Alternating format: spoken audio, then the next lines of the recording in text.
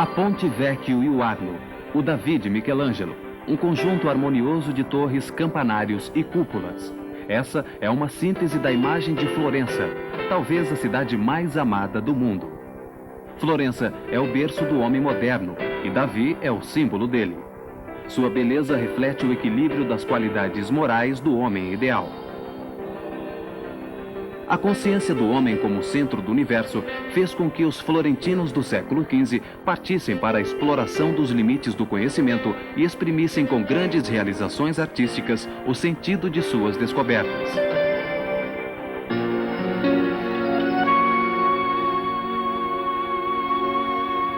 A cúpula de Santa Maria del Fiore, projetada e construída por Brunelleschi, é o exemplo supremo daquela que é realmente uma verdadeira fusão do espírito científico com o artístico.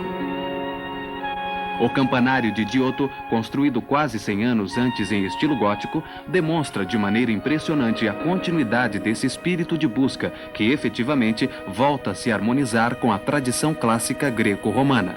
A elegância das decorações e o uso dos mármores brancos, rosa e verdes igualam catedrais, campanários e batistérios.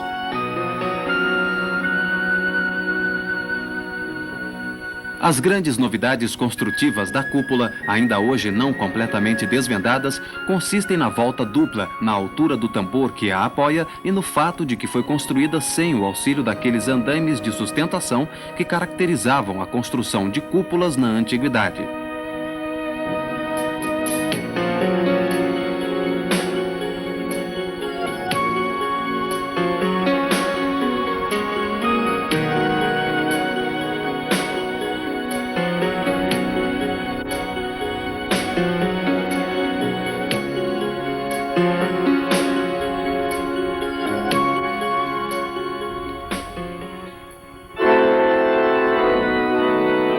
O batistério, provavelmente da época romana, foi totalmente reconstruído a partir do século XI.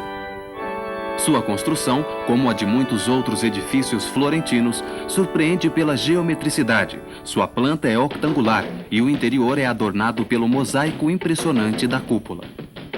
Essa obra foi executada mais ou menos nos mesmos anos em que Dante escrevia a Divina Comédia. A representação do inferno é particularmente sugestiva e constitui uma contínua resposta à imaginação do poeta.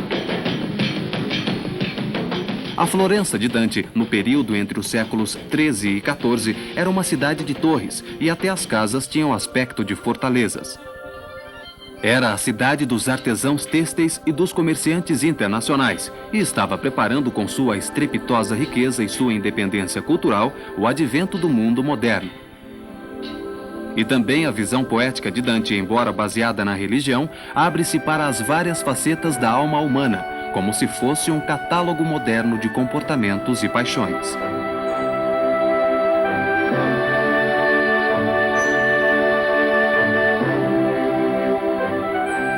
O Arno é um dos motivos do fascínio da paisagem florentina.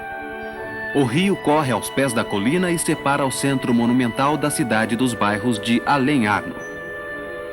Suas pontes célebres, com exceção da Ponte Vecchio, foram destruídas por bombas alemãs no fim da última guerra e depois do término do conflito foram reconstruídas, voltando a ser iguaizinhas ao que haviam sido. A ponte mais harmoniosa e admirada mundialmente é a ponte à Santa Trindade, cujo construtor, Amanati, havia seguido os conselhos de Michelangelo.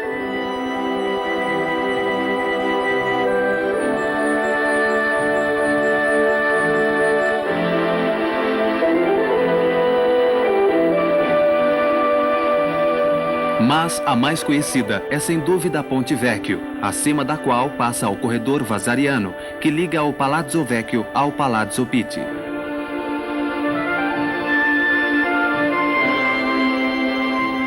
Essa ponte, que na Idade Média hospedava as casas comerciais dos açougueiros, hoje é ladeada por duas fileiras de pequenas ourivezarias e constituem-se em uma das maiores atrações turísticas de Florença.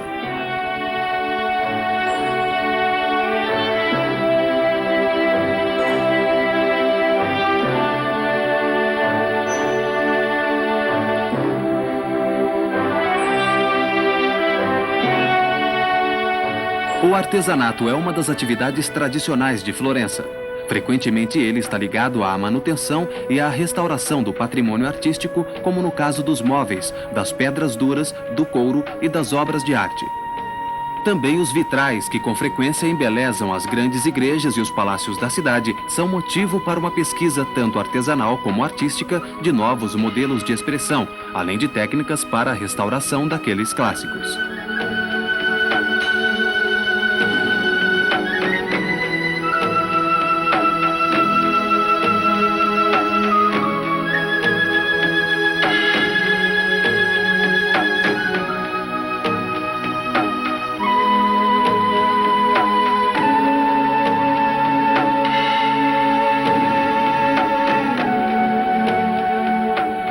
As igrejas de Florença estavam sob a tutela das grandes famílias da cidade ou das ordens religiosas. O monumento religioso à grandeza dos Médicis é o conjunto de São Lourenço, que engloba a igreja, um elegante claustro, a biblioteca laurentina, que se deve a Michelangelo, e as capelas.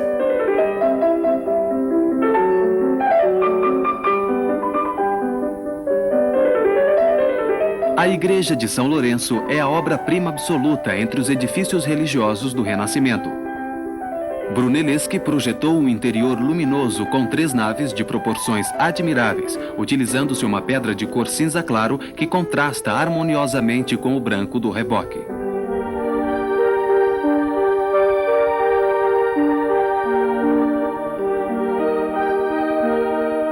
A igreja, cuja fachada nunca foi completada, encerra uma série de obras-primas, entre as quais 2 púlpitos brônzeos de Donatello com dramáticos baixos relevos que retratam episódios do Evangelho.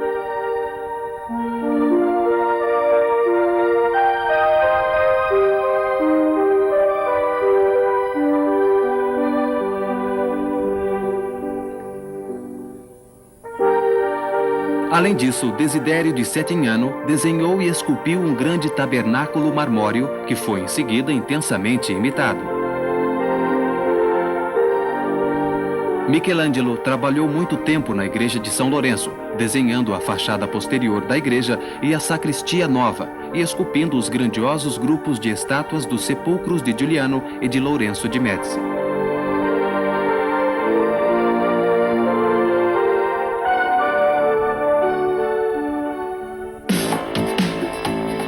No bairro popular que circunda São Lourenço, existe um frequentadíssimo mercado de produtos do artesanato florentino, onde é fácil encontrar artigos de boa qualidade no campo das peles e do vestuário.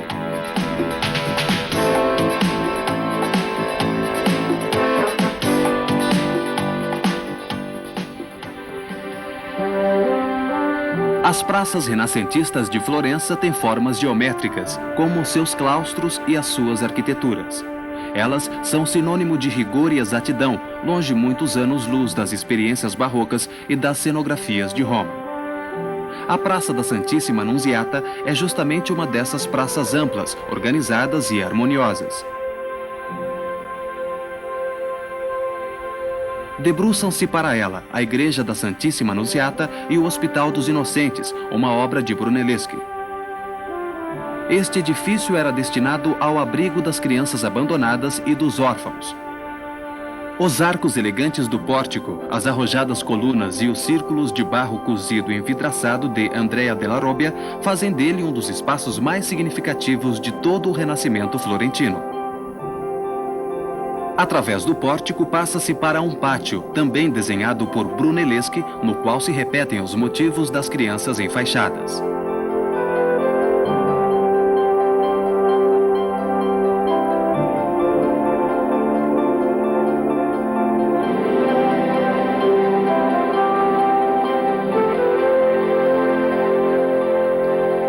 A harmonia da praça é completada pela estátua equestre do Grão-Duque Ferdinando I de Médici, obra de Giambologna, e por 2 fontes barrocas de Pietro Tacca.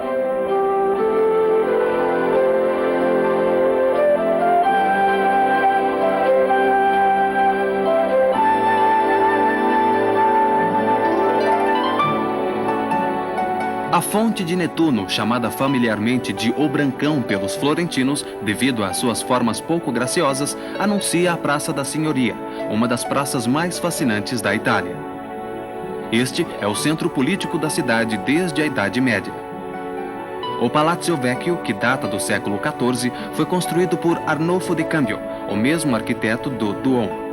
A torre, que tem 94 metros, está apoiada sobre o enorme cubo do palácio e sobressai acima das ameias da varanda.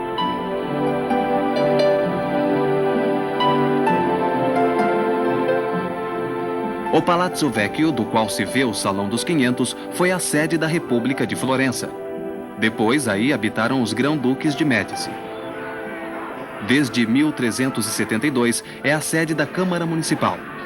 O salão é decorado por pinturas de Vasari e de seus discípulos, que representam as grandes batalhas vitoriosas da história de Florença.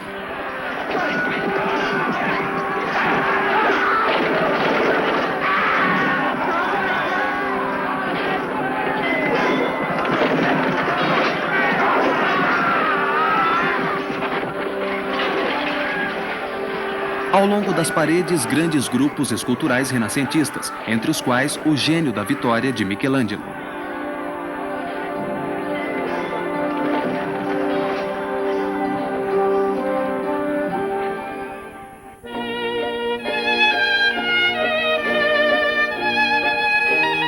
Em um vão próximo, Vasari construiu um elegantíssimo estúdiozinho para o grão-duque Francesco I de Médici e fez com que todos os cantos fossem decorados pelos pintores, seus discípulos. Bronzino realizou o esplêndido retrato de Eleonora de Médici.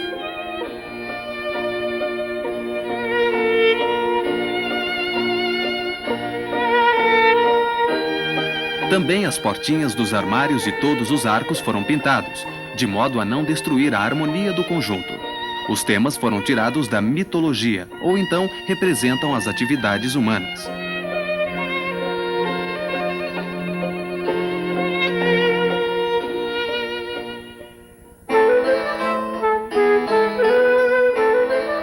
Florença, cidade dos artesãos e dos restauradores, é sede de duas refinadas manifestações do setor: a exposição Feira do Artesanato e a Bienal de Antiguidades.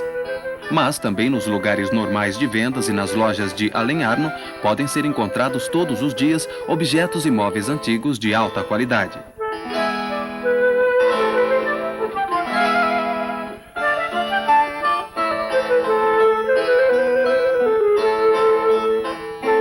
Desde as lojas da Rua dos Tornabuoni e da Rua Vinha Nova até as oficinas dos ourives da Ponte Vecchio, Florença é um paraíso de oportunidades para os compradores.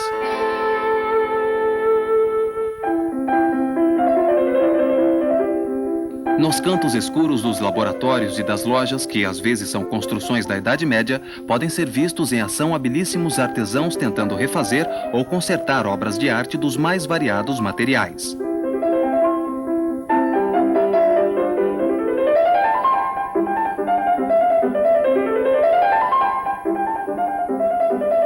Uma nobre tradição é aquela do opifício das pedras duras e do Instituto da Restauração na Fortezza da Basso, onde são restauradas escrupulosamente as obras dos maiores artistas do passado.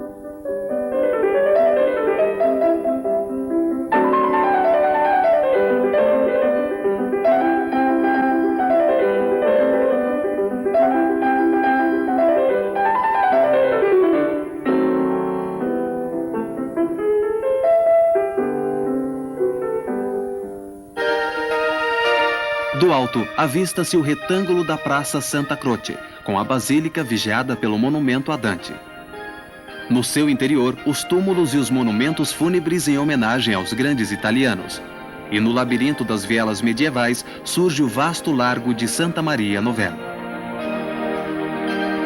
Entre as ruas apertadas e as lojas de Alenarno surge mágica a enorme construção do Santo Spirito, uma outra obra perfeita de Brunelleschi, com o seu elaborado campanário que aponta para a lua cheia.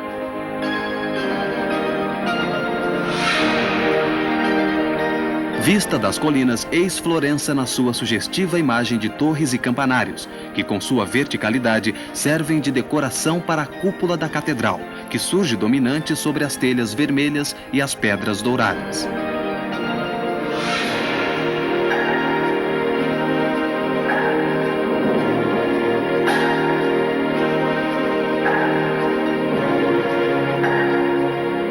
Sobre essas mesmas colinas, apoia-se o Palazzo Pitti, a nova corte dos Médicis no século XVI, aberta sobre a arquitetura vegetal do Jardim de Boboli.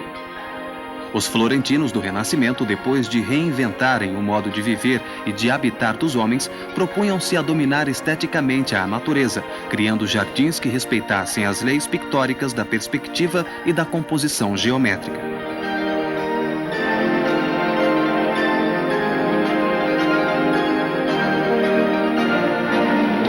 O Forte do Belvedere, construção quinhentista de Buontalenti, domina e protege Florença.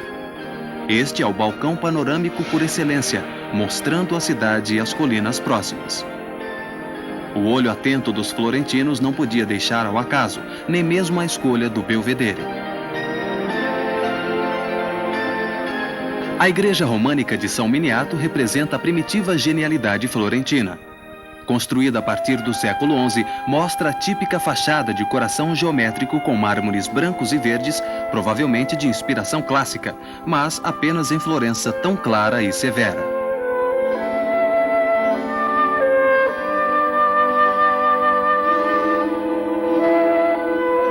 O interior fulgura de mármores e de mosaicos.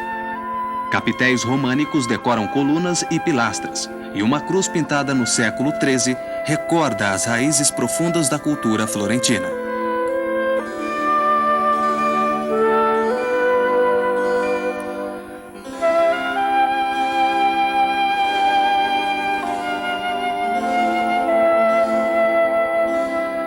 A águia, símbolo da arte de Calímala ou dos mercadores, lembra a associação que, além de gerir o comércio da cidade, administrava a igreja de São Miniato.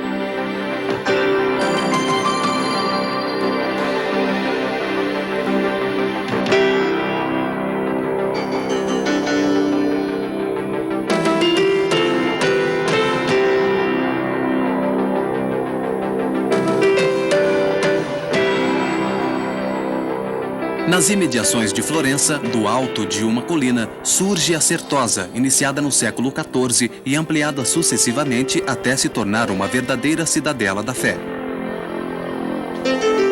Os muros externos que fazem com que ela se assemelhe a uma fortaleza, o perfil das celas dos monges e os claustros, entre os quais aquele grande decorado com as maiólicas do Della Robbia, são os elementos mais sugestivos da Certosa.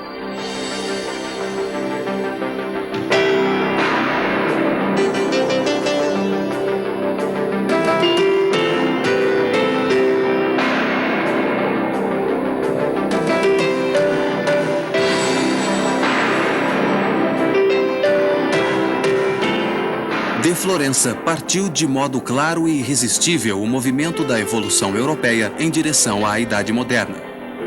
Mas antes de difundir-se para o resto da Itália e para as regiões transalpinas, a cultura florentina deveria influenciar e depois integrar harmoniosamente as outras culturas toscanas. Assim, Lucca, embora formalmente independente de Florença, acabou influenciada. As suas vilas dos campos são uma réplica das residências dos Médicis, mesmo que exprimam antes a volta ao domínio de terras, do que uma extensão da habitação da cidade.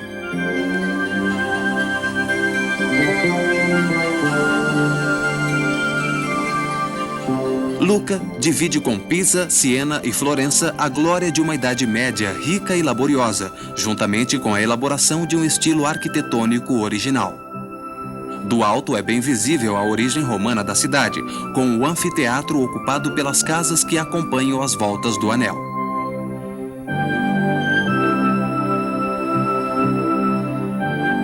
De Pisa fica impressa na memória a imagem da Praça dos Milagres, com as construções marmóreas brancas da Catedral, do Batistério, do Campo Santo e da Torre Inclinada.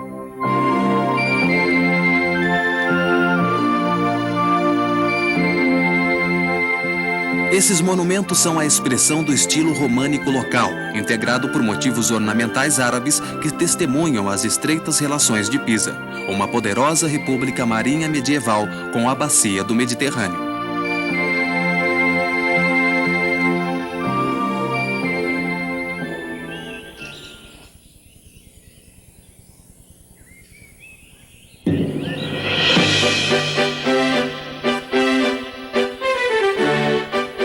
interior da Toscana, as encostas abruptas e o clima árido produziram uma economia diferente, baseada na organização inteligente dos campos.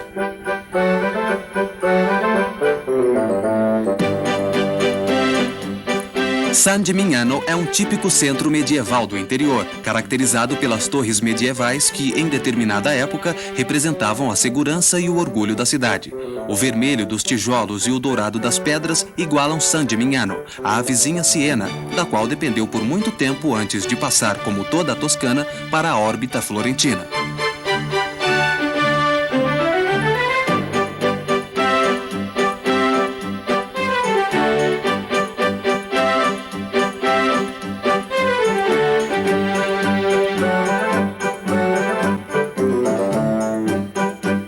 As torres dos séculos XII e XIV eram 72, restam ainda 15. Essas torres, que em sua parte inferior eram moradias e depósitos, tinham essencialmente um significado simbólico e eram típicas de toda a Itália medieval. A sua sobrevivência em um número tão grande, aliada à sua feliz disposição entre oliveiras, parreiras e colinas, torna San Gimignano um lugar único, dotado de um fascínio que vai além do simples valor de testemunha do passado.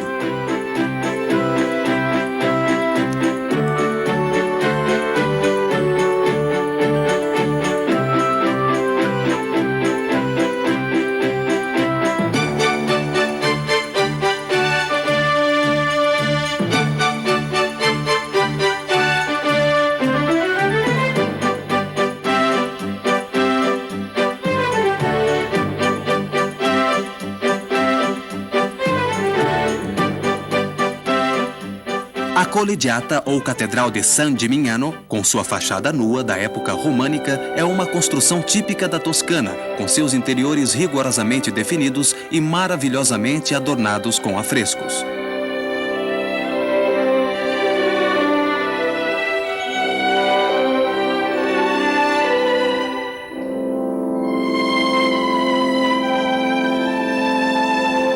A arte sienense e a florentina estão aí, amplamente representadas por artistas desde Benozzo Gozzoli, o Ghirlandaio, ou seja, o que faz grinaldas, e Benedetto Maiano, até Barna de Siena, autor de um ciclo de afrescos baseados no Novo Testamento.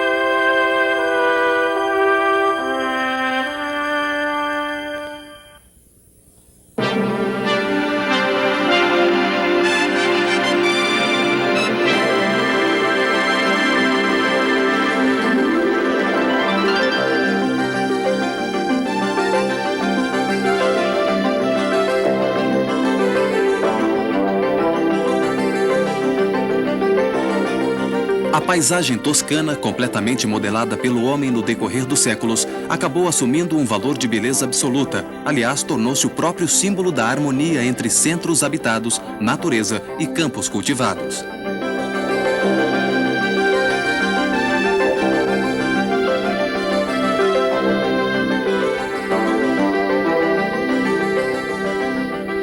Se em San Gimignano as torres são a grande marca da paisagem, no Chianti, terra por excelência de vinhos finíssimos, são as fileiras regulares das parreiras que sobem e descem pelas colinas, determinando os contornos sempre nítidos do panorama toscano.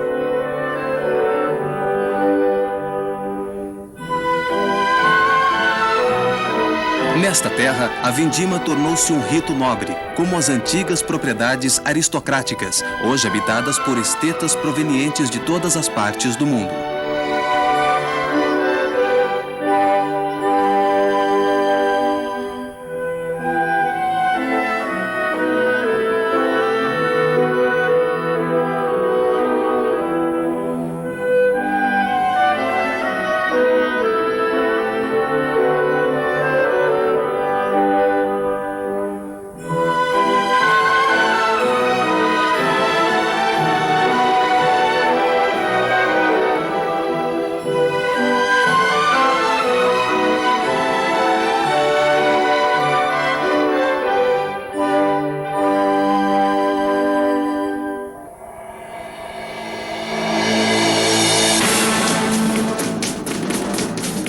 Entre sugestões dantescas, sobe-se à cidade de Monteriggioni, circundada por muros medievais intactos que parecem ainda mais altos e ameaçadores no alto da colina que domina o território ao redor.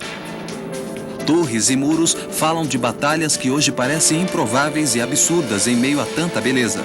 Batalhas que parecem apenas ter servido de pretexto para o posterior embelezamento da paisagem.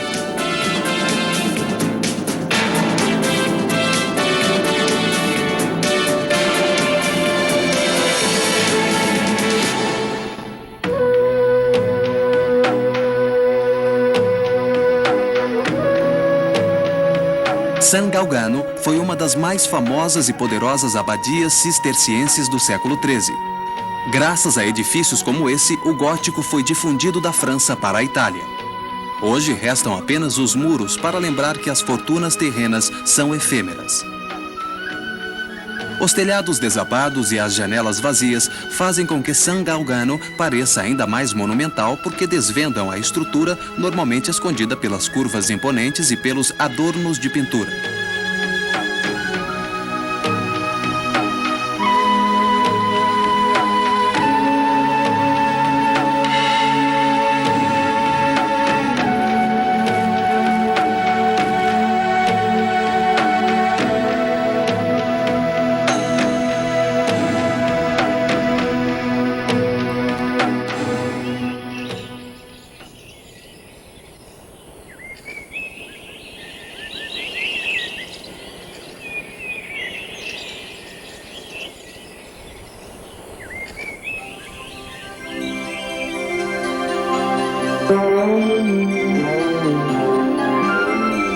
Uma árvore ao lado de uma propriedade isolada ou uma fileira de ciprestes que circundam o cimo de uma colina em meio a gretas inóspitas e selvagens são suficientes para definir a paisagem.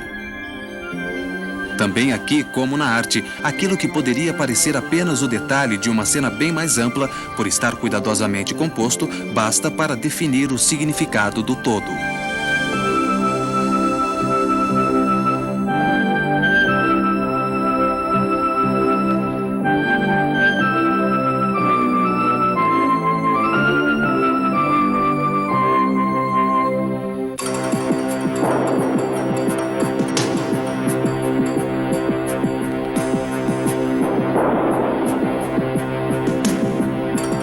A terra toscana, embora bastante urbanizada, tem lugares ainda selvagens, ecos que chegam da marema, dos grandes espaços e dos animais em estado bravio.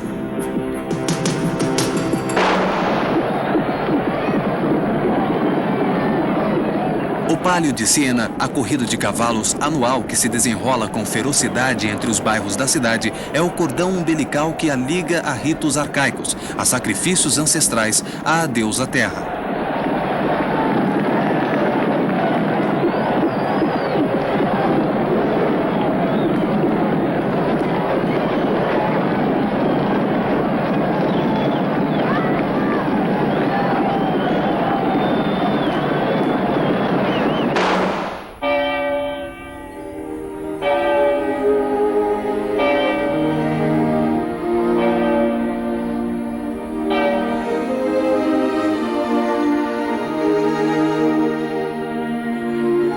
No ponto em que se distribuem os cimos de 3 colinas, os sienenses construíram sua praça, chamada de O Campo em forma de concha, justamente devido à topografia originalíssima.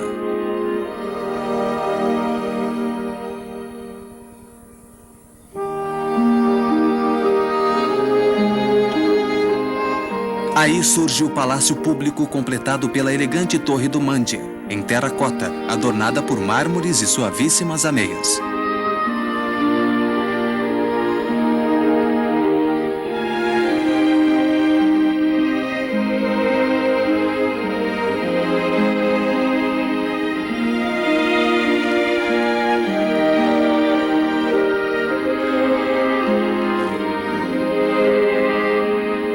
Siena foi durante muito tempo antagonista de Florença. Esta representava os interesses guelfos ou do Papa, enquanto que Siena Ghibellina era aliada do imperador.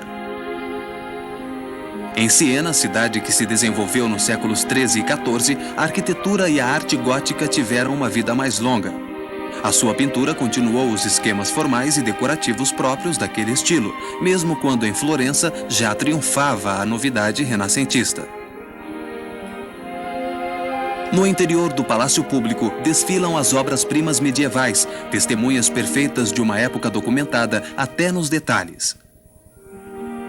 Essa é a Maestà de Simone Martini, onde a doçura e a harmonia prevalecem sobre os símbolos. Ainda de Simone Martini é o afresco de Guido Riccio di Fogliano, em cujo fundo podemos nos deleitar com um panorama esquisito do mundo medieval.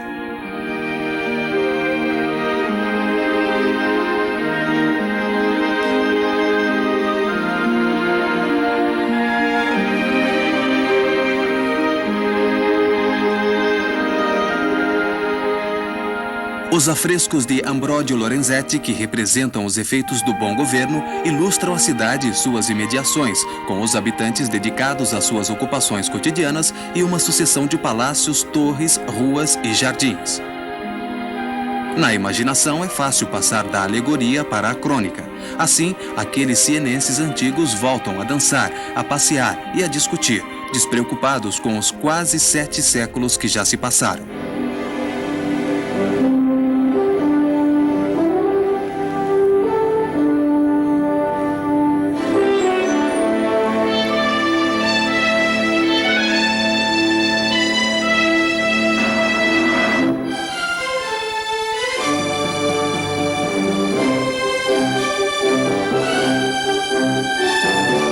Em meio a todos aqueles tijolos avermelhados, destaca-se uma montanha de mármores brancos, levemente reavivada por um ou outro toque verde, escuro ou cor-de-rosa.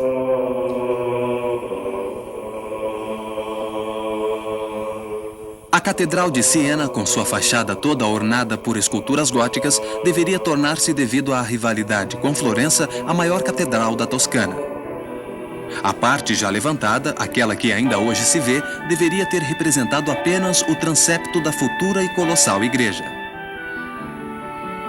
Depois, os trabalhos foram interrompidos por causa das desventuras políticas da cidade, que já havia sido gravemente atingida pela peste.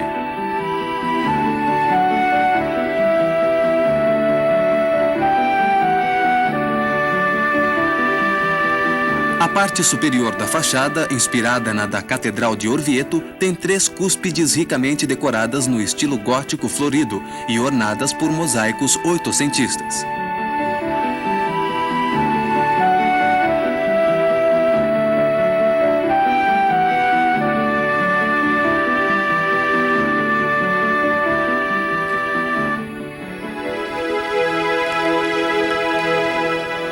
O interior é caracterizado por paredes e pilastras de faixas brancas e negras e possui um incrível pavimento de mármore dividido em 56 quadros que compõem uma grandiosa história colorida.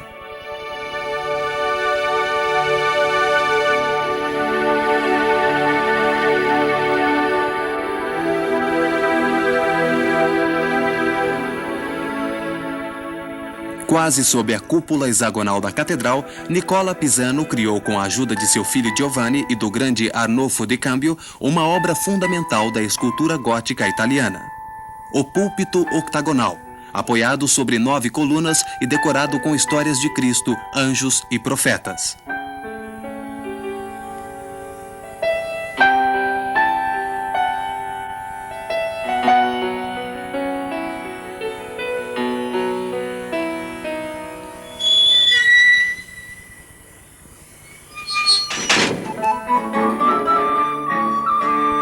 Na nave esquerda abre-se a monumental livraria Piccolomini, inteiramente revestida por afrescos de Pinturicchio, que criam um efeito decorativo excepcional.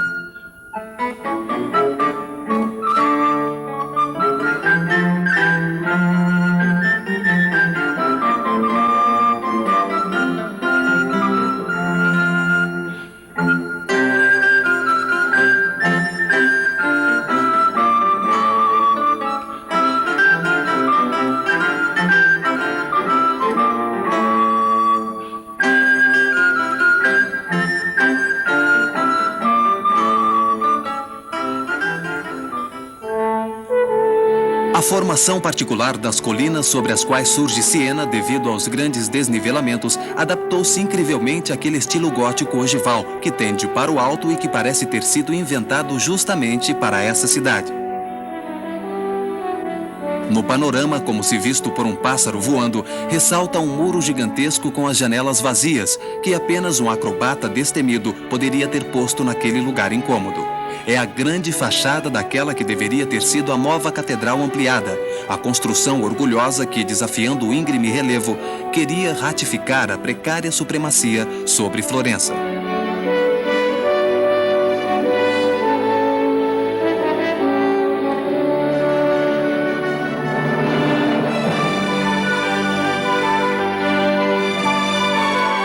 Siena, como também Lucca e Pisa, como Florença e as numerosas outras cidades toscanas espalhadas pelas colinas, é participante de uma cultura de exatidão e é testemunha de uma arte essencial, cuja riqueza não se torna nunca ostentação.